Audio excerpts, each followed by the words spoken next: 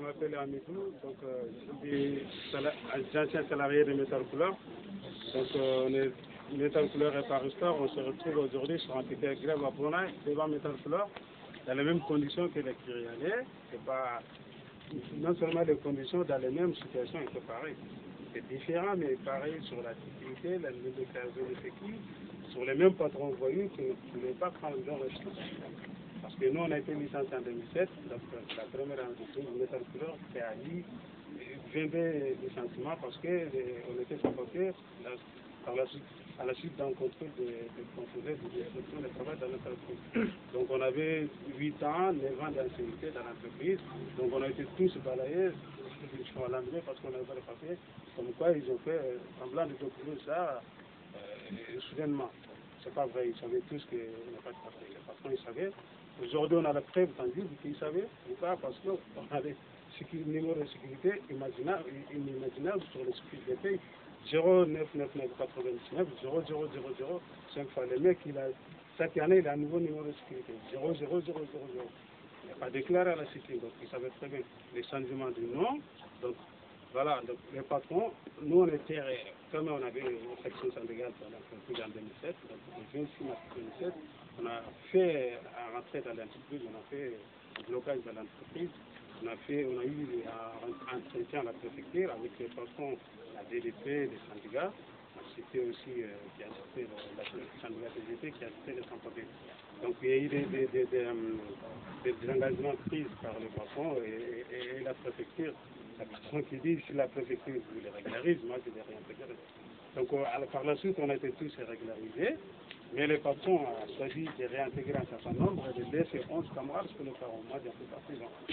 Mais ces 11-là, quand on a eu dépassé les 3 mois, quand les patrons n'a pas trouvé, on a quand même trouvé le travail hier, des CDI avec ces 3 mois-là, avant la fin des 3 mois.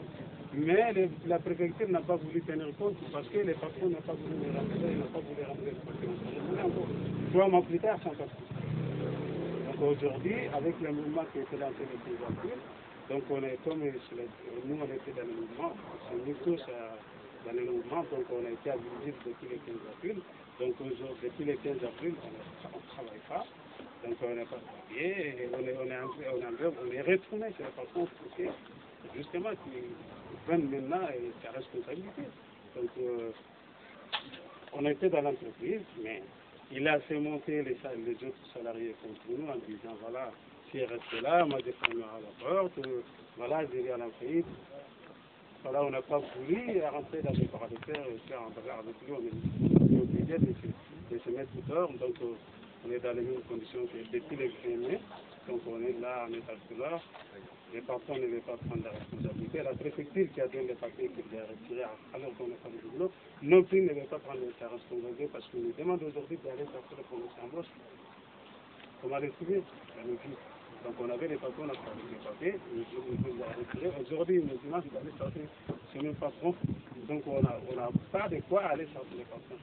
Donc ceux qui arrivent à les trouver difficilement, ils sont régularisés, mais ceux qui n'arrivent vraiment pas à trouver, après c'est pas facile. Et surtout dans le contexte d'aujourd'hui, à trouver un patron qui n'a jamais travaillé pour lui, la seule solution que la préfecture a trouvée, c'est ça, c'est de dire, moi je peux les régulariser, je vous régularise si vous me donnez un premier embauche, même un patron que vous n'avez jamais travaillé avec lui. Mais comment trouver ça? Donc les Paristor, c'est le même cas. Les Paristor, c'était le 22 février, il y a eu une descente de la police dans l'entreprise qui a licencié 17 salariés, donc, qui a arrêté 17 salariés. Ils étaient placés dans les centres de rétention. Donc, ils étaient tous gérés la terre. Mais les patrons, si les salariés avaient donné la preuve, parce qu'il a été en correctionnel quand même, condamné. Donc, les patrons qui avait dit, que la préfecture qui avait dit aux salariés, si les patrons sont condamnés, donc vous gérez les régulariser.